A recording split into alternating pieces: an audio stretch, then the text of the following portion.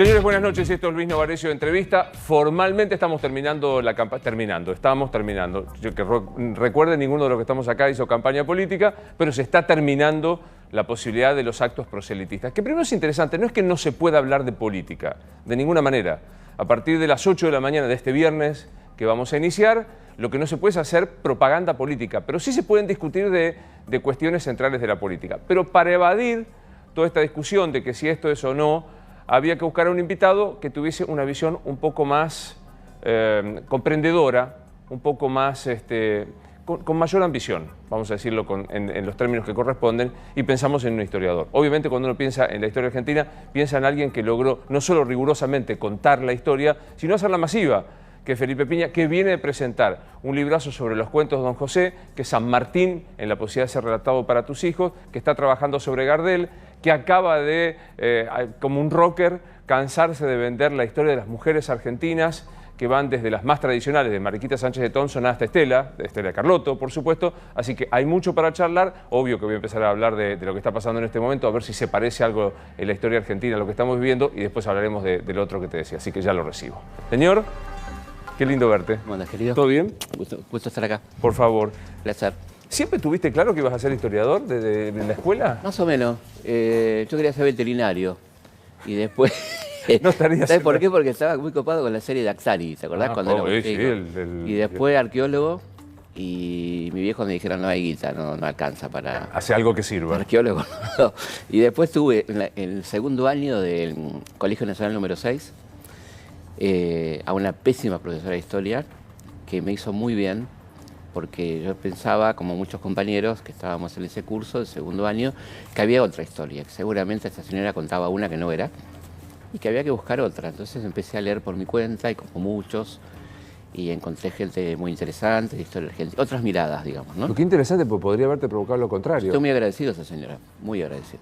No la voy a nombrar porque no quiero, pero muy buena. A mí un poco me pasó con la historia. Sí. Yo tenía una profe que saltaba Rosas y saltaba Perón en la historia argentina. Bueno, muy común. Pero saltaba. Muy común. Aparte no estaba en los programas muchas veces. Vos era el tirano prófugo o Claro. el restaurador. Y después tuve una extraordinaria profesora en quinto año, una heroína, porque fue en el 76. Mi quinto año fue en el 76.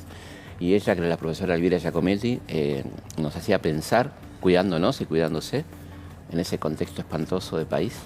Y estaré eternamente agradecido. Y la vida me dio el regalo de poder agradecérselo. Qué bueno. Trabajábamos en ese momento en Radio Mitre, a la vuelta de mi colegio nacional número 6, y un día le invité a que venga con los chicos a la radio, y fue un hermoso regalo para mí, y poder agradecerle a ella, que era una extraordinaria persona y una gran profesora que me terminó de enamorar de la historia, ¿no? Así que siempre la nombro.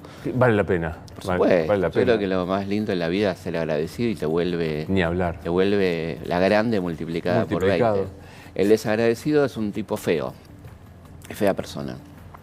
El ingrato es fea persona. Totalmente. Sí. Felipe, hablemos un poco de este octubre del 2019. ¿Se parece a algo? Viste que toda la gente dice, son los 70, es la dictadura, o es Martínez de Oz, o es Menem. ¿Se parece a algo? A mí me estoy un poco cansado la necesidad de comparar permanentemente, ¿no? Yo creo que hay continuidades. Evidentemente el modelo Macri es un modelo, vi una pintada maravillosa en la calle que decían las medidas de Macri son 55, 90, 76, ¿no? Es lindo, sí. 55, 90, claro. Sí, pero bueno. Por las dudas, recordemos, 55 la Libertadora. 76 Videla, 90 Menem, ¿no? Menem Cavallo, digamos. Claro. Sí, eso es evidente, hay una continuidad. Yo creo que tenemos que estar muy contentos de votar. Es una fiesta, yo voy con mis hijos a votar. Siempre es un momento de enorme felicidad. Viví horriblemente la dictadura, me cagaron la adolescencia, digamos, como a mucha gente.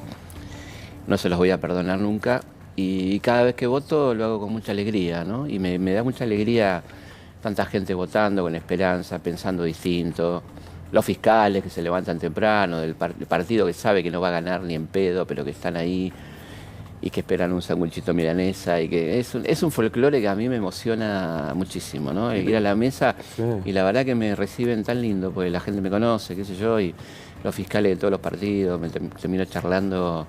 Es un momento de mucha fiesta. Aparte es cierto, yo tengo 55, yo voté a los 18 la primera vez, o sea, llegué a votar, y era como una... Aparte con parece? temor, con, No. con los milicos en Bueno, serio. por supuesto que por ahí no votábamos, ¿no? Y era, estadísticamente, fue una de las elecciones de mayor participación hasta el momento y de gran participación de gente muy grande, que tenía una abstinencia de voto, ¿no? Claro. Había muchas personas de 90, 80 que estaban votando porque no habían podido votar durante nada más y nada menos que 7 años, 76, 83, ¿no? Así que para mí cada elección es una fiesta. Me gusta la política, me gusta que se hable de política. Ojalá habláramos más de política, creo que hablamos muy poco. Hablábamos de bronca, de odio, de vos hiciste esto, y no hablamos muy poco de política. La política es una hermoso arte, ¿no? Que debería ser más cultivado y que si uno se remite a tipos como Platón en la República, ¿no? Donde ves lo que es la política, lo que le puede cambiar la vida a la gente, ¿no? Y yo creo que hablamos muy poco de política. Hablamos de vos fuiste chorro, vos hiciste esto, vos hiciste... Pero no hablamos de qué vamos a hacer con el país, ¿no? Preguntarle a un historiador vale la pena. La grieta siempre existió. ¿Viste? Dicen, no, siempre azul y colorado. Sí, la grieta es una porquería, porque la grieta que se puso de moda hace poco tiempo es una porquería porque nos hace creer que yo no puedo sentarme con mi primo o alguien que piense a comer un asado, ¿entendés? Soy un pelotudo si no puedo hacer eso, qué sé yo. Somos dos boludos, digamos. Si no puedo sentarme con una persona a comer o a tomar un café porque piensa distinto que yo, estamos mal de la cabeza, ¿no? O sea, podemos disentir, podemos no pensar igual, pero ¿por qué no vamos a poder hablar de otras cosas, de cómo están tus hijos, que son mis primos, mis sobrinos? Recordar la historia juntos, que no fuimos a Mar del Plata de vacaciones. No sé, me parece una locura que las familias se dejen de hablar. Y el odio es una cosa horrible, ¿no? Yo creo que aquel que labura sobre el odio y construye sobre el odio es una persona que tiene problemas psicológicos, ¿no? Yo creo que no hay que construir sobre el odio porque el odio no construye nada. El odio... Te pregunto de vuelta, ¿esta grieta es distinta a las otras? La grieta para mí, primero y principal, es una falta de respeto a la historia hablar de grieta. O sea, la grieta quiere decir que las personas piensan diferente. Grieta es la Guerra Civil Española, que hoy estamos enterrando, sacando una porquería como Franco del Valle de los Caídos, ¿no?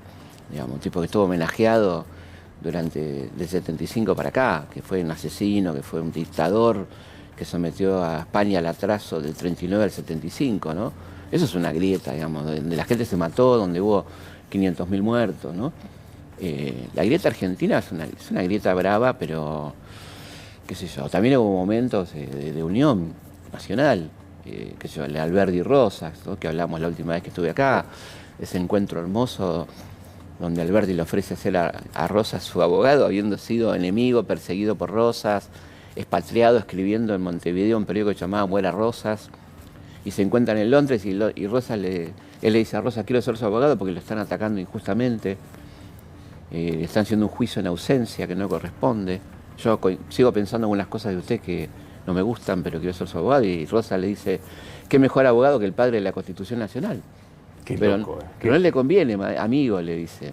Permíteme que le diga amigo, no le conviene porque no tiene un peso, y a la verdad. Y además se lo van a perdonar nunca. Nunca le van a perdonar haber sido el abogado de Rosas, ¿no? Le dice a Alberdi. Y se dan un abrazo. Y comienza una amistad hasta la muerte de Rosas, que muere antes que Alberdi. Y Alberdi se transforma en un tipo, no defensor de Rosas, pero que se escribe con él, que intercambian ideas que estaban postergadas, tantas cosas para decirse fuera del combate. Viste que en el combate te encegueces. Yo te digo lo peor de vos, me decís lo peor de mí. En el medio por ahí teníamos cosas para decirnos que te pueden mejorar a vos y me pueden mejorar a mí, ¿no? Y eso es lo que pasó. O el encuentro impresionante de Perón-Balbín, muy antigrieta. Aquel salto del tapial, claro, Balbín va a llegar, ¿no? Exactamente, en Gaspar Campos. Y tenían los dos cosas para putearse. O sea, obviamente Perón lo mete preso a Balbín. Y Balbín conspira contra Perón en la Libertadora, ¿no? Y es el candidato de la Libertadora. O sea que los dos tenían motivo para no quererse. Pero era un momento en la Argentina donde había que unirse y decir, bueno, vamos a bancar este momento, a salir de este horror de 7 años de revolución argentina, ¿no? Con Ganía Leviston Lanusse. Y ahí hace algo muy digno Balbín, que es decir, el radicalismo no se presenta a elecciones, sino se presenta al peronismo, ¿no? Para evitar las proscripciones que se muy importante, que venía de las famosas proscripciones previas. Entonces, ¿por qué no nos enseñan esto, no? ¿Existió? ¿Por qué no hablamos de esto, digo, en vez de hablar tanto de todo lo que nos separa y que somos... ¿Existió? Y me da una curiosidad por la edad. ¿Existió la posibilidad de la fórmula Perón-Balbín? Sí, existió, pero ambos ambos equipos de campaña no aceptaron razonablemente, ¿no? Yo creo que estaba más dispuesto el peronismo a aceptar esa alianza que el radicalismo, con lógica, si querés, lógica política, porque Perón se moría, y evidentemente que si Perón se moría y quedaba Balbín como presidente era muy difícil ese país del 74 que le hubiera tocado a Balbín. O sea, yo entiendo a los operadores del radicalismo, a los operadores del peronismo, pero hubiera sido algo muy lindo como simbólico, ¿no? Pero era muy inviable en un país que estaba muy complejo. Ese momento era un momento internacional que a veces nos olvidamos en este ombliguismo que tenemos de solo pensar en nosotros sin ver que el mundo tenía un contexto tremendo que era la crisis del petróleo de fin del 73, que acá se surfió un poquito porque estaba Perón, que era un tipo que había sacado el 62% de los votos, de gente que lo había odiado y que lo estaba votando porque entendía que era el único que podía calmar las aguas. Y bueno, entonces Perón calmó un poco la cosa hasta que se murió Perón y explotó todo por el aire, ¿no? El Rodrigazo y todo lo que vino. Claro. Eso probablemente le hubiera explotado Balbín. Viste que nos encanta hacer historia contrafáctica. Uno dice, si en cambio Isabel hubiera estado Balbín, a lo mejor... Sí, seguramente hubiera sido mucho mejor vicepresidente que Isabel, no tengas ninguna duda. Balbín era un cuadro político, un gran político, ¿no? Puedes estar de acuerdo o no, pero sí, claro. Era un gran político. Me lo acuerdo, Balbín pidiendo aguante, o sea, pues se venía el golpe, decían, faltaba 8 meses. Todos los incurables tienen cura 5 minutos antes de la muerte. Exactamente. Sí, nadie lo escuchó, como nadie lo escuchó al doctor Allende, que también hizo un discurso muy lindo en ese momento, pero ya estaba todo jugado, ¿no? Una cosa...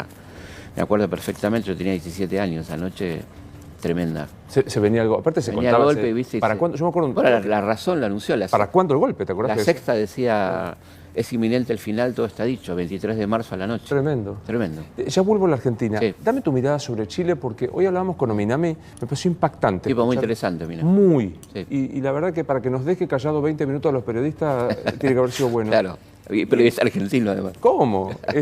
Y él decía, no son 30 pesos del aumento del subte, son 30 años de un modelo en donde el 10% es dueño del 60% de la riqueza. Dame tu menos mirada. Del 10, menos del 10, el 1%. Dame tu mirada. Es un país el más injusto de América Latina, un país que no salió del pinochetismo, que aún con los gobiernos pseudo-socialistas, Aylwin y demás, siguió con un modelo económico muy injusto y que postergó distribución, postergó derechos básicos de la gente, que le hizo creer que no tenía derecho a la salud ni a la educación. En Chile vos estudias una carrera universitaria, tengo gente muy cercana en Chile, eso te cuesta $30.000, que te endeuda de por vida. Vos tu vida profesional va a estar destinada a pagar tu carrera universitaria. Es mucha plata, $30.000, ¿no? Te dan un crédito para que estudies, o sea, la universidad es pública, pero no es gratuita, y la salud tampoco es pública, todo se paga, los salarios no son altos. Y el modelo chileno es un modelo que acá siempre se ponderó como extraordinario, etcétera, y bueno, evidentemente no lo es, ¿no? Yo creo que debe servirnos, no para ponernos contentos por el fracaso, porque es muy perverso, ¿no? Decir, mirá, viste que te dije, eso es... La gente que me conoce sabe que yo odio la palabra te dije, ¿no? Porque me parece muy chota, muy... Yo te dije, bueno, pará, loco, ya está, les pasó, qué sé yo. No es por el yo te dije, es tremendo lo que está pasando a los chilenos, ¿no? Muy triste.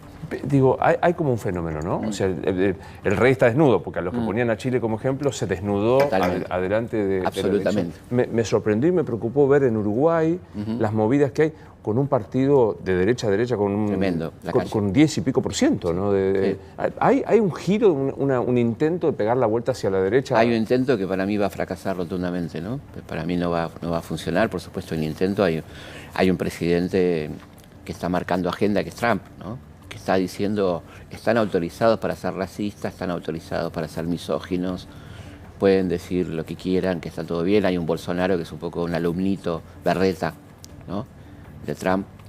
Entonces hay como un clima que parece ser, pero bueno, ¿cuánto dura eso, no? Dura lo que la gente soporta. ¿Y ahí cómo ves cómo funciona el fenómeno Maduro? Bueno, para mí es un muy mal presidente, creo que tiene muchos problemas, ¿no? Evidentemente no está a la altura de lo que fue al principio el proceso bolivariano y creo que, no sé si es un fenómeno, creo que hay muchos problemas y también es un país que está siendo muy atacado también, ¿no? Ambas cosas son ciertas. Yo creo que tiene una gran incapacidad y a la vez tiene un boicot internacional tremendo. Ambas cosas son verdad, o sea, no tenemos por qué quedarnos con una de las dos, ¿no? En esta cosa dicotómica, sí, eso, decís si sos chavistas, o sea, no puedes hablar, ¿viste? Pero viste que la izquierda y la derecha se niegan, o sea, la izquierda se niega a condenar, que es como vos decís, un mal presidente, y la derecha se niega... Claro, porque acá pasa eso, ¿no? Yo tengo muchos seguidores en las redes y vos hablás mal de Chile y dices, ¿y Venezuela? Bueno, ahora estoy hablando de Chile, cuando hable de Venezuela, hablo de Venezuela, qué sé yo, hablemos de Chile, que es el quilombo que está ahora, ¿no? Pero bueno, yo creo que hay que ocuparse de ambas cosas. Y en ese sentido, en vez de estar señalando tanto con el dedo, la OEA debería tener un rol más protagónico en ambos casos, tanto en Chile como en Venezuela, ¿no? Claro. O en donde sea, o en Ecuador, que no lo tuvo. Entonces creo que la OEA es evidentemente una sucursal de Washington que no opera como tiene que operar, ¿no? Contanos para los que somos más burros, el origen de izquierda y derecha a la Asamblea Francesa y hoy 2020, ¿qué es izquierda y derecha? ¿Cómo nace el concepto y qué es hoy? Bueno, nace como una casualidad porque el presidente de la Asamblea Nacional de París, en plena revolución, dijo, tiene la palabra el diputado de la derecha y quiso el destino que el tipo que estaba ahí era un monárquico reaccionario, a la izquierda estaba la montaña, los girondinos, los Robespierre, los Danton, la verdadera revolución, digamos, y en el centro estaba la nada, que era el pantano, el centro, y ahí nació izquierda y derecha. Pero ¿no? pura casualidad física, después, no sé cómo decirlo. Yo creo que hay muy mala forma de analizar en estos fanatismos, lecturas fanáticas, ¿no? Yo creo que la historia la leída con fanatismo es de boludos, de gente boluda, porque si te vas a sentar a leer historia no te pongas fanático, porque no tiene sentido, ¿entendés? O sea, esto de que la izquierda es la Unión Soviética es no conocer la historia, porque nunca la Unión Soviética, salvo el periodo de Lenin al principio, tuvo que ver con la izquierda. Después fue una dictadura espantosa a partir de Stalin, donde no tenía que ver, era una aristocracia del Politburó. Entonces decir eso es, ahí tenés a la izquierda, no es la izquierda, eso es un mamarracho, ¿no? No estoy defendiendo a la izquierda, digo, analicémosla con justicia, como podríamos decir, el liberalismo no es exactamente Adam Smith, que era un tipo que se preocupaba por el rol del Estado, como bien sabés. El libro La riqueza de las naciones es un libro extraordinario que a Marx le encantaba, que fue alumno de Adam Smith. Liberales de Lenin. Bueno, Marx fue alumno de David Ricardo, ¿no? Claro. De la escuela liberal, digamos, que entiende, de ninguna manera niega el rol del Estado, le da al Estado el rol que tiene que tener. El de atención de la salud, de los derechos. De hecho, el liberalismo admite que cada persona renuncia a su derecho natural. Esto es, si me mataste, mato, no puedo porque ya estoy muerto, pero si me robaste, robo, a que deleguemos ese derecho, como bien sabes, a una autoridad que determine qué vamos a hacer con eso, ¿no? Y esa autoridad tiene obligaciones para con los súbditos que Hobbes llama el pacto social, y que Rousseau, que era un tipo más piola, dice, el contrato. No, vamos a ponerlo por escrito. Claro. ¿No? Y ahí nace el contractualismo, viene la primera y hermosa Constitución norteamericana del 76, que es una hermosa constitución, ¿no? En la cual se basan los franceses. O sea, Francia le debe mucho a Estados Unidos, ¿no? Que claro. Uno cree al revés, que Francia... Totalmente. Ahí tenés un capo como Franklin, que era embajador en París en ese momento. Pero contame, y hoy, digo, contado esta historia de qué era, que terminan representando las oligarquías, los más reaccionarios y los intereses más populares, hoy, ¿qué es ser de derecha y qué es ser de izquierda? Yo creo que es muy distinto a lo que eran los 70, por suerte en un punto, vivimos otro mundo. Yo creo que más bien hoy podríamos hablar de progresismo y de cuestión más de reaccionaria conservadora, ¿no?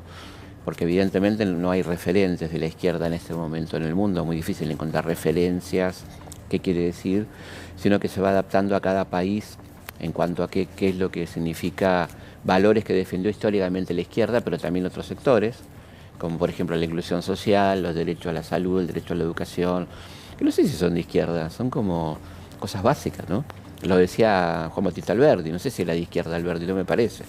Qué sé yo, no lo veo. Si los apurás un poco los derechos, lo van a tildar de rojo, Alberdi. De zurdo, claro. Bueno, no sé, me parece, por eso digo, un poco de calma y un poco más de menos fiaca mental, ¿viste? Hay mucha fiaca mental, ¿no? Donde vos dijiste algo y ya sos catalogado automáticamente y ya te anulan.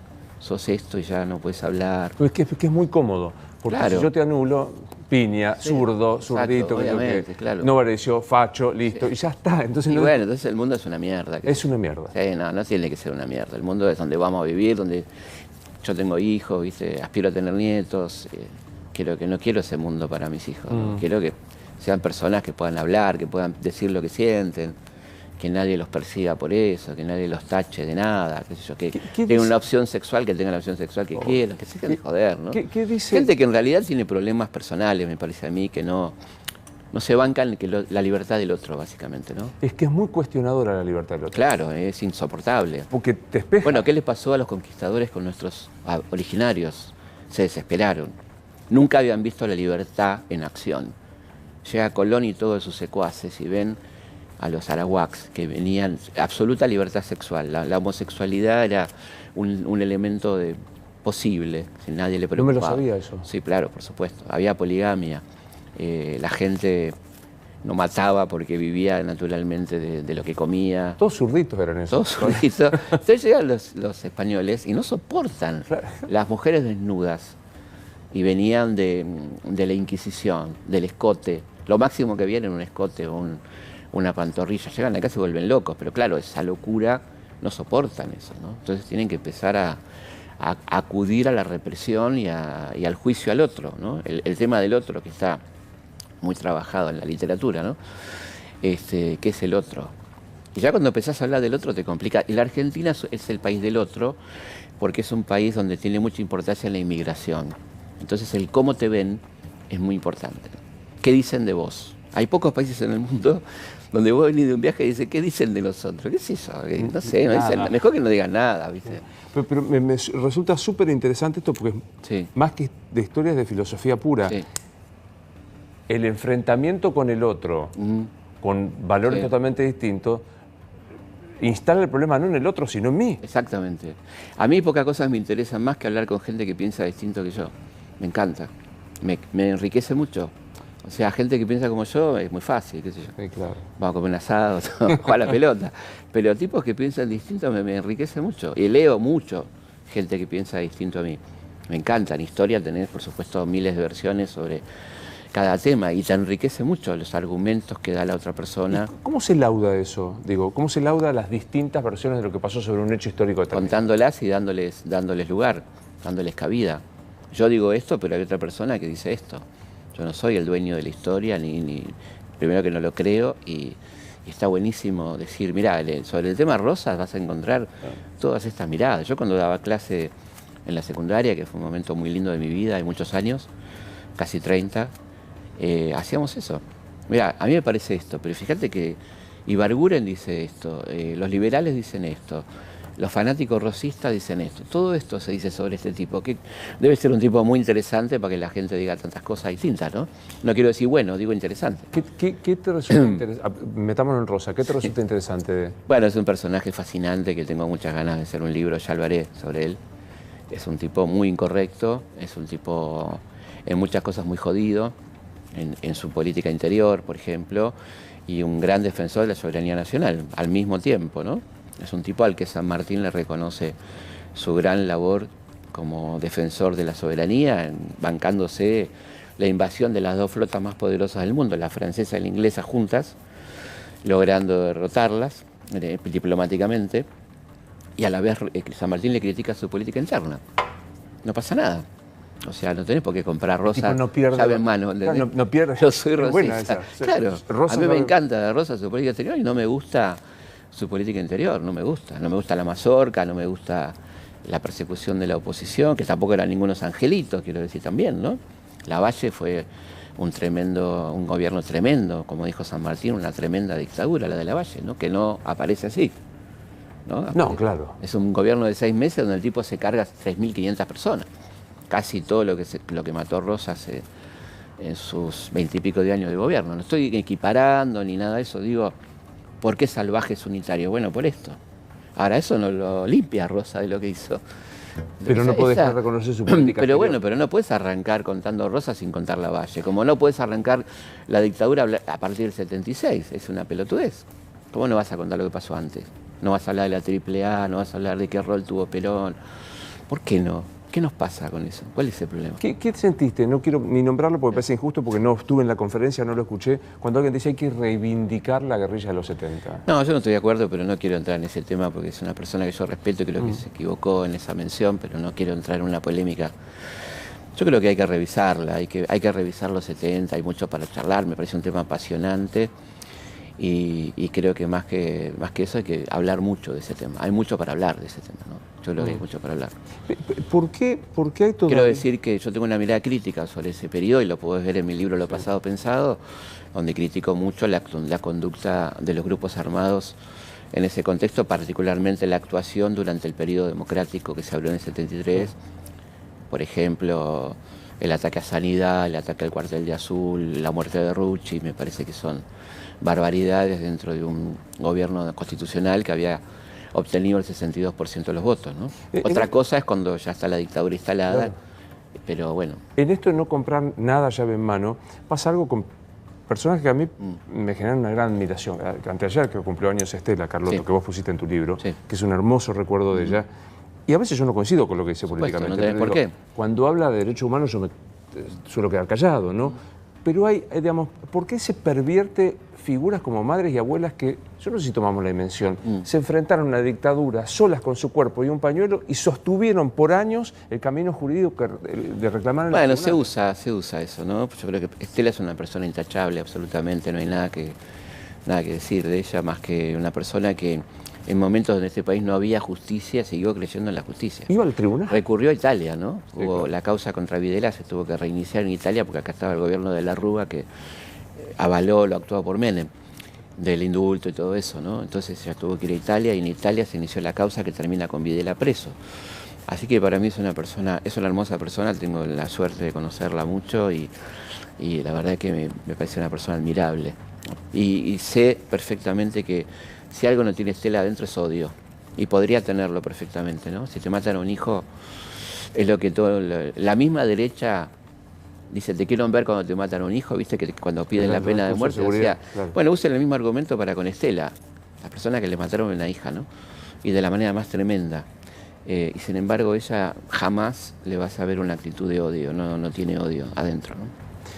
El método de la historia dice cuánto tiempo debe pasar para empezar a... Se acabó eso, se ha perimido, vas a ver en Europa, en Estados Unidos, en las mejores universidades, cátedras que tienen historia inmediata. Por ejemplo, en este momento hay universidades que están tratando el tema Siria, que es lo que tratan hoy. ¿Cómo lo tratan? Bueno, con el aporte que puede hacer la historia, esto es el contexto, qué es el partido Baas, quién es al-Assad, qué pasa con Turquía, de dónde viene esto. O sea que la historia no tiene por qué. Por ejemplo, la historia de Oxford que se publica anualmente, la del año pasado, la del año anterior, ¿no? De lo que pasó hasta el año anterior. Yo creo que lo que te pasa es que tenés un poco más de perspectiva y un poco más de elementos de análisis que para nosotros son muy importantes, que transcurrido el tiempo hay producción bibliográfica, claro, más elementos de análisis, pero nada te impide también como ciudadano opinar sobre lo que está pasando, ¿no? Ahora voy para hacer historia entonces reciente. ¿Cómo te llevas con los Netflix? Porque te dijiste ahí del partido Baas y demás, y me acuerdo, hay una serie que se llama El Espía, no me acuerdo cuál es, que cuenta la historia de la formación de... ¿Cómo te llevas con las historias que cuentan los Netflix? Bueno, depende de qué Netflix. A mí la de Bolívar no me gustó, por ejemplo. Hay otras cosas históricas que son extraordinarias. El Ministerio del Tiempo me parece fantástico, muy bien hecho, con mucho rigor, divertida, que es un viaje en el tiempo, ¿lo viste? Le recomendamos a la gente que nos mira que la vea, que está buenísima, está en Netflix. Depende de cómo esté hecho. O sea, me parece genial que la historia esté al alcance de la gente en el on demand y, bueno, como pasa con mis cosas que están en YouTube, que los pibes la usan para estudiar. Tengo una serie llamada Ver la Historia que me llegan y que me da mucha alegría, ¿no? Cuando dice, aprobé la materia porque te vi. Bueno, esa es la cosa lo lindo que tiene este momento que estamos viviendo tecnológicamente hablando, ¿no? Bueno, hagamos un poco de historia así a grandes rasgos. Alfonsín merecería para vos qué pincelada de recuerdo. Y Alfonsín tuve la suerte de tratarlo mucho. Era un tipo muy lindo tipo, un tipo muy sufrido. Para mí merece un lugar importante en la historia, pues se tuvo que bancar muchas, muy complicadas, en momentos muy difíciles. Fue un poco la transición, encontró un país destrozado económicamente, anímicamente, donde la gente cantaba el himno bajito, porque le había quedado el recuerdo de la dictadura que se apropió de los símbolos. Un tipo que tuvo el coraje de hacer el juicio a las juntas y que, bueno, se vio con esa situación tremenda de Semana Santa, donde el ejército tenía mucho poder todavía. Y tuvo que recular, lo que a nadie nos gustó, por supuesto, y lo criticamos en su momento, yo lo hablé con él y No, una persona que me parece muy admirable, con las críticas que corresponde hacerle a una persona que respetás. Si la respetás, le haces una crítica, ¿no? ¿Menem? Y Menem, qué sé yo, Menem fue un desastre, ¿no? Fue como un tipo que muy traidor a lo que prometió. O sea, prometió salariazo, revolución productiva y vino a aplicar un modelo completamente contrario a lo que prometió. Independientemente de que te guste o no el peronismo, él había prometido peronismo. Y hizo neoliberalismo, ¿no? Creo que la diferencia con Menem es que Menem era un gran político. Esto le van a sacar de contexto, me fui al carajo. Te sale, editadito. Era un... Pero repetilo pegado con No, la el otra. tipo era un gran político que hizo un desastre, póngalo completo, chicos, que hizo un desastre en Argentina, ¿no? Era un gran político que hizo un tipo muy hábil. Muy hábil. Sí, un tipo que le gustaba la política. Muy manipulador, le gustaba la política, manipulaba, sabía, tenía claro que era ser presidente. Entonces, en ese sentido, por ahí está bueno diferenciarlo del presente, pero para mí fue las peores presidencias de la democracia, ¿no? En cuanto al indulto, a destruir el aparato productivo, nos quedamos sin trenes, una cosa espantosa. Yo soy de Rosario, así que la revolución productiva arrasó no, bueno, arrasó Casilda, ¿no? y con la historia de mi viejo, San Lorenzo, Puerto San Martín, Bermúdez. Me parece uno de los peores gobiernos de la democracia, el de Menem, y yo me acuerdo que la pasaba muy mal, y el día del indulto lloré mucho, ¿no? Fui con mis hijos a la plaza y me pareció un momento tristísimo. ¿De la Rúa qué fue? Un desastre, un desastre. La verdad que una vergüenza porque era un tipo preparado, había sido un buen legislador con algunas leyes interesantes como la ley de indígena, de la tierra indígena. O sea, bueno, daba cierta ilusión, sabiendo que era un tipo de derecha, dentro del radicalismo, más alvearista que irigoyenista, pero como gobernante fue un desastre, realmente un desastre. Fue, bueno, y la cereza de la torta fue a traerlo a caballo, ¿no? Para terminar con un gobierno que tenía un programa claramente progresista, ¿no? Alianza para el Trabajo, la Justicia y la Educación, ¿no? Nada de Así eso, se llamaba la alianza, sí, claro. nada de eso ocurrió con gente que a uno en ese momento le parecía muy interesante, ¿no? Estaba Chacho, estaba Chacho, Graciela. estaba gente muy... Y bueno, fue una tragedia porque además fue muy miserable su retirada, el estado de sitio, ¿no? 33. Una palabra prohibida, porque vos pensás que convocar al estado de sitio en Argentina, después de 30.000 muertos, desaparecidos, bueno, la gente lo entendió inmediatamente, ¿no? El tipo terminó de hablar y sonó las cacerolas en todo el país. Hago paréntesis, yo me acuerdo que tengo que ir al post de la Rúa. Dijiste 30.000 desapareció. ¿Qué te pasa cuando escuchás la discusión de las cifras? Y me da, qué sé yo, me parece que es una discusión muy berreta porque además la culpa de que no sepamos la cifra no es de las víctimas, de los victimarios, ¿no? Del método que eligieron para hacer desaparecer a la gente. Si ellos hubieran hecho juicios, hubieran aceptado los habeacorpus que se presentaron algunos 200 por la misma persona y no se contestaban, hoy tendríamos la cifra exacta de presos, muertos, fusilados o lo que sea. La cifra no es exacta, culpa de los victimarios, no de las víctimas, ¿no? Y esto es, me parece que el argumento más sólido que podemos dar. Puede ser que la cifra sea inexacta, no tiene mucha importancia, pero la imprecisión no tendría que ser responsabilidad, no es responsabilidad de las víctimas. Los que eligieron la oscuridad, los centros clandestinos, los fusilamientos clandestinos, los robos de bebé, actuar en la noche sin la ley, rechazar todos los habeas corpus, que es decir, ¿de qué se acusa a esta persona? Porque vos no podés decir legalmente que un desaparecido fue terrorista. No lo puedes decir porque todos los habeas corpus fueron rechazados. Esto no quiere decir que no lo hayan sido. Digo, legalmente no se contestaban los habeas corpus, que quiere decir, ¿de qué se lo acusa? ¿Dónde está? ¿No? O sea que además hicieron muy mal las cosas legalmente, ¿no? Alguna vez escuché decir, capaz que lo dijiste vos, que el sadismo del operativo de desaparición y de robo de bebés es probablemente el más sádico, perdóname la redundancia, de todos los fenómenos que ha habido de desaparición de personas o de fenómenos dictatoriales. Por lo mismo, estamos hablando en cantidades muy distintas. Muy distintas, ¿no? Sí, con sí, el nazismo. el nazismo. Pero que hay como una pesadez en el sadismo. Sí, bueno, ellos también lo hacían, ¿no? Los nazis también lo hacían y acá se recicló un poco lo que hicieron los franceses en Argelia. Acá hubo muchos asesores franceses muy tempranamente, ¿no? En 1957 con la Libertadora llegaron y empezaron a enseñar el método de desaparición y hubo un primer desaparición en el 62 que fue Felipe Vallese, dirigente de la UOM. Okay. Por supuesto, tiene un efecto paralizante en la familia. Si hago algo, por ahí lo matan. Si me muevo, si pido, si reclamo. No tener una tumba donde llevar una flor, es tremendo, ¿no? es una cosa tremenda. Total. Espantosa. Saltemos de vuelta. Llegamos, no sé si quieres decir algo de Duhalde o saltamos directamente a Néstor. No, Duhalde creo que hizo un laburo difícil, ¿no? Hay que reconocerle el laburo que hizo Duhalde, que fue encontrar un país que nadie creía en nada, no había bancos, no había partidos, no había nada, y el tipo tuvo que componer un poco las cosas. Terminó mal por las muertes de Puente de Avellaneda, ¿no? Pero bueno, qué sé yo. ¿Néstor? Bueno, Néstor creo que es un presidente que cambió el país, ¿no? Que hizo muchas cosas muy importantes por Argentina, acordándonos del momento en que estábamos, 2003, ¿no? Un momento donde había que reconstruir todo, porque Duhalde dejó pesadas las cosas con un muy buen ministro que fue Lavagna, y había que empezar a reconstruir todo, y hubo que reordenar la deuda, poner el país a producir, y creo que eso lo hizo muy bien. Hay una Cristina, dos Cristinas, viste que hay gente que dice, una cosa es la Cristina del primer periodo, otra del segundo, ¿qué crees vos? No sé, puede ser que sea distinto, también le tocaron cosas muy difíciles, ¿no? La muerte de su marido, una campaña de prensa feroz durante gran parte de su mandato. Puede ser que haya dos, es posible, qué sé yo.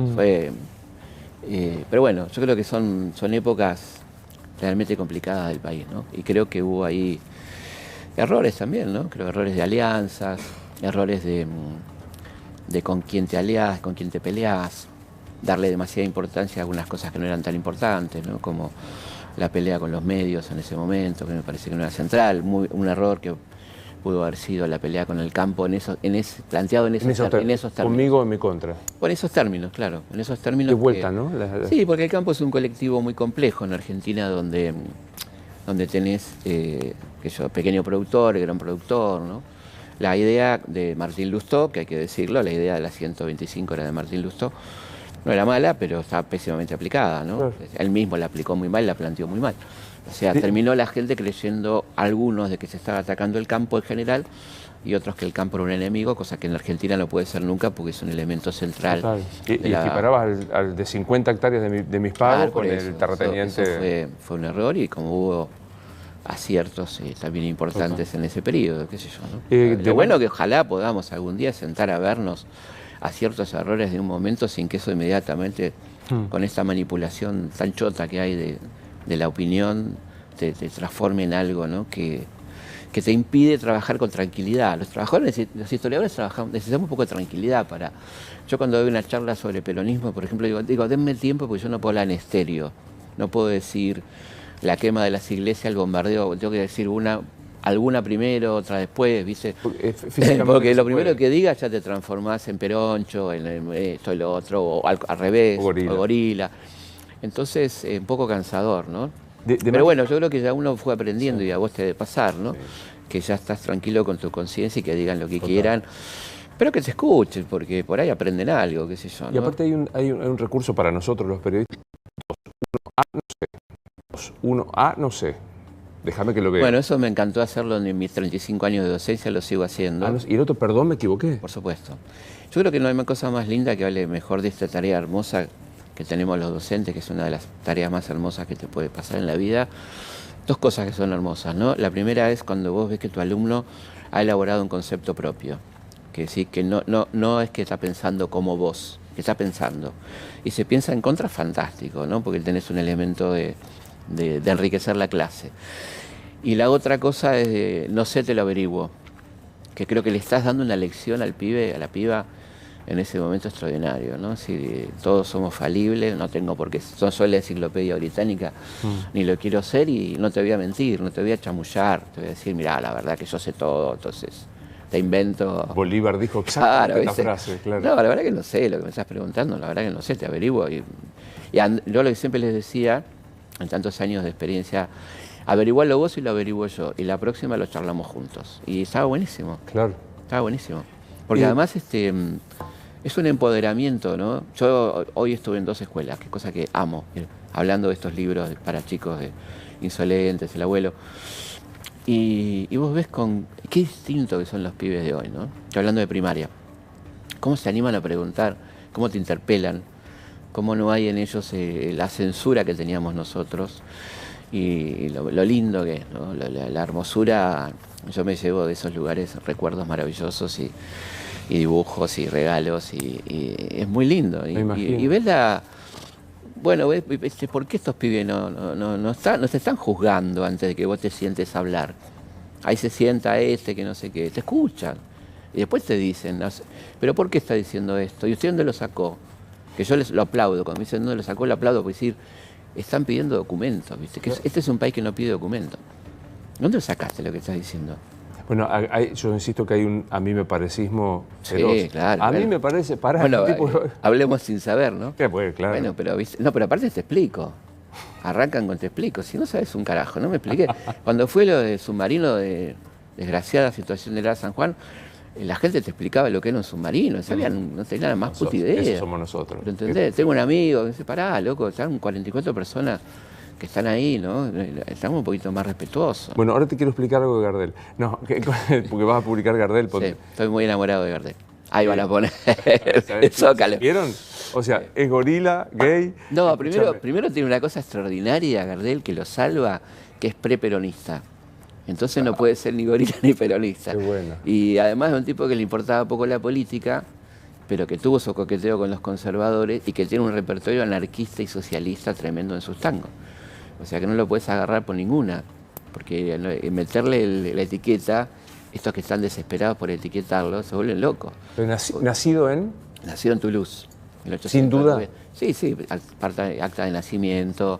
Después viene toda una cuestión con la documentación que le elige Tacuarembó, porque había en ese momento una ley uruguaya que beneficiaba a la gente que se nacionalizaba y que tenía problemas con el servicio militar, que en esa época era la guerra o posguerra. O sea que era peligroso que te convocara el ejército francés. Pero a mí me da pena porque la verdad que él amaba Uruguay. Amó siempre Uruguay, estaba comprando una casa en Uruguay, iba mucho a Montevideo. Cuando fue el Mundial del 30 fue a ver a las dos selecciones, a la uruguaya y a la argentina. Así que nos peleemos por él sería una pena. Me parece que no es ni uruguayo ni argentino, pues nadie de nosotros... Yo no defiendo la tesis argentina, yo digo que el tipo nació en Francia y que... Él dice una frase muy linda, ¿no? Dice, yo nací en Buenos Aires a los 2 años y medio. Que es verdad, porque su vida comienza cuando llega a Buenos Aires, ¿no? Y él es un tipo de una familia muy humilde, de madre soltera, de un padre complicado que lo abandona, ¿no? De una madre que había tenido un papá golpeador, que sea su vida, Berta, una tipa muy valiente que defiende lo único que tiene en el mundo, que es su hijo. Y bueno, entonces pasa con este pibe, maravilloso personaje, que es Carlitos, que como es un tipo pobre, de origen pobre, todos se creen con derecho a atribuirle barbaridades, que estuvo en Ushuaia, que fue esto, que fue... No lo hace con un tipo que nació en Callao y Alvear, ¿viste? Entonces y bueno, pero es Gardel, entonces puedo decir cualquier cosa. No puede decir cualquier cosa. Felipe, saltemos a la muerte. ¿Muere en ese episodio? ¿Es real? Sí, muere, claro, muere en Medellín. Pero la pelea sobre la... No, la pelea no hay una pelea. Lo que hay es una discusión, no dentro de la nave, con Lepera. Que alguien dispara y le pega al piloto. Eso. Lo que pasa es así. Había una disputa muy grande de 2 compañías aéreas en Colombia, que era la SCACDA, que era una empresa alemana, y una empresa, la SACO, la colombiana. Gardel cierra un acuerdo de sponsoreo con la colombiana, que es la que lo va a llevar, por canje de publicidad. La alemana queda un poco resentida y se pelea con Samper Mendoza, que era el piloto y dueño de la compañía. Y unos días antes del vuelo de Gardel, el alemán le hace un vuelo rasante a Samper Mendoza, un poco desafiante, y se queda un poco calientito, y puede ser, no está comprobado, puede ser que Samper haya querido devolverle la canchereada, que le salió mal. También es cierto que hubo unos vientos desfavorables en el momento del despegue. Todo muy precario, había muchos accidentes aéreos, por eso Gardel tenía mucho miedo a volar. De hecho, no había volado prácticamente en su vida, todo era por barco. Jodía mucho con esto, con sus guitarristas, mucha broma con el avión.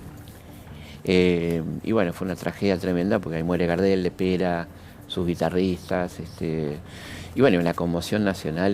Claro. Bueno, hasta ese momento, el ídolo máximo, el tipo que había triunfado en Nueva York, en París, en Barcelona, en América Latina, el ídolo, porque no había tantos ídolos populares que congregaran a 10.000 personas en la Plaza de Toro, que los fueran a esperar, que tuvieran que interrumpir el tráfico aéreo en los aeropuertos porque llegaba Gardel, ¿no? Y un tipo muy bueno con la gente, tremendamente generoso. O sea, él le daba plata a todo el mundo, no preguntaba nada. Hay una anécdota muy hermosa, están en París y están con un amigo y se acerca un tipo y le dice, maestro Gardel, yo soy argentino. me da plata, qué sé yo. Y él le da plata y el amigo dice, che, ¿no te diste cuenta que no era argentino? Sí, sí, pero me di cuenta que tenía mucho hambre. Y ese era Gardel. ¿Tuvo pareja oficial? Tuve una pareja oficial que fue Isabel del Valle, su novia oficial, con la que no se terminaba de llevar muy bien. Pero bueno, tenía, imagínate, un tipo que la estaban esperando las mujeres en todos lados. Y él decía bueno, que le gustaban mucho las mujeres, que le gustaban mucho las latinas. Tenía su preferencia por las latinas y tuvo muchas novias a lo largo de su vida. En todos lados, ¿no? Y en los últimos momentos está con un personaje muy particular que es Madame Yvonne, la del tango, que era una Yvonne Gerti, un personaje muy interesante que aparentemente es la última mujer con la que estuvo en Colombia, ¿no? Es increíble, se nos fue el programa, 50 minutos hablando, yo tengo 50.000 preguntas más. Siempre que te veo, yo tengo una especial admiración por Eva Duarte y he leído casi todo lo que he podido de sus biografías y sé que vos has investigado mucho. Hay una hipótesis que sostiene que Perón sabe, porque su primera esposa había padecido de cáncer de lo que tenía Eva, y no hace nada como vengándose de la popularidad. No, no estaba tan claro en ese momento lo de este papilo, ¿no? que causa, no era tan perverso Perón para eso, ¿no? Pero lo que sí pasa que es un asunto de Estado y que hay que manejar con mucho cuidado la información sobre lo que le pasa a Eva, ¿no? Pero no creo que haya sido así, ¿no? que haya hecho a propósito, ni que... No creo eso. Yo creo que sí que es una de las grandes mujeres y ojalá la gente que la odia se tome un ratito para averiguar quién fue. ¿Y cómo vino? ¿Qué hizo? Sí, todo lo que hizo, ¿no? Porque gran parte de lo que mucha gente disfruta tiene que ver con ella, ¿no? Entonces, a la vez se le puede criticar un montón de cosas que está perfecto criticar. Corregime, la Libertadora arma una especial auditoría sobre la Fundación Eva Perón, que dice una de las señoras que auditó, dice, no puedo decir absolutamente nada sobre que Eva Perón se haya quedado con un centavo de la Fundación. Lamentablemente no puedo decir lo mismo de los interventores de la Libertadora. Así que bueno, ahí la tenés. Sí, además lo que hicieron con su cadáver, ¿no? Toda esta cosa. Yo creo que mi invitación es para la gente que nos está mirando que se tome un tiempito antes de odiarla, que tiene todo el derecho a odiarla, a ver quién fue, ¿no? Como le pido a otra gente que odian a Roca, que se tomen un tiempo para ver quién fue Roca, qué sé yo, ¿no? Después lo odian. Igual que Sarmiento, es decir, no te pierdas a Sarmiento, no te pierdas a Borges, ¿viste? Odiarlo informado. Claro. A mi generación le pasó que casi nos perdemos a Borges, ¿viste? Claro. La puta, ¿no? O sea, que hay quien te estás perdiendo. Nada menos. Entonces, qué sé yo, léelo. Están los cuentos de Don José de San Martín. Están las mujeres, fueron 2 tomos. Sí. Los 2 tomos. Se viene Rosas. Se viene Gardel primero. Se viene Gardel. Estás con Karina Mazzocco con Canal 9 haciendo un programa. Sí, un programa muy lindo que se llama Instantes, que es un poco la vida de los famosos de la Argentina, de los 60, los 70, y yo hablo un poco del contexto que les tocó vivir aprovechando, es una excusa el programa para aprovechar el extraordinario archivo que tiene Canal 9, ¿no? Qué bueno. Un archivo de la época de Romay, digamos. Un tal, que creo que lo conoces, un tal Darío Stanraiver, sostiene que mentira la verdad. ¿En la historia mentira la verdad? Y ha sido mucho tiempo, ¿no? Él es un gran nietzscheano, es una frase de Nietzsche, y en mucho tiempo fue así. Yo creo que hay que combatir la mentira. La mentira es algo tremendo. En la vida privada y en la historia son dañinas porque en cada mentira muere alguien, ¿no? En cada mentira que vos contás hay un muerto que no se reconoce, hay un patriota que no se reconoce, hay un tipo que honesto que no es reconocido, qué sé yo, tantas cosas, ¿no? Un asesino que queda libre, impune. Entonces creo que por lo menos la mentira no sirve para nada, ¿no? Es insostenible, es muy incómodo, ¿no? Decía Lincoln, el mentiroso tiene que tener buena memoria, ¿no? Tiene que acordar que mintió. Siempre el mismo cuento. Claro, que mintió, qué sé yo. Entonces es incómodo aparte. Total. No recomiendo eso, ¿no? Bueno, un placer verte como siempre. Igualmente. Lo mejor para vos. Igualmente. Esto es Luis Nevares Entrevista. Hasta la próxima.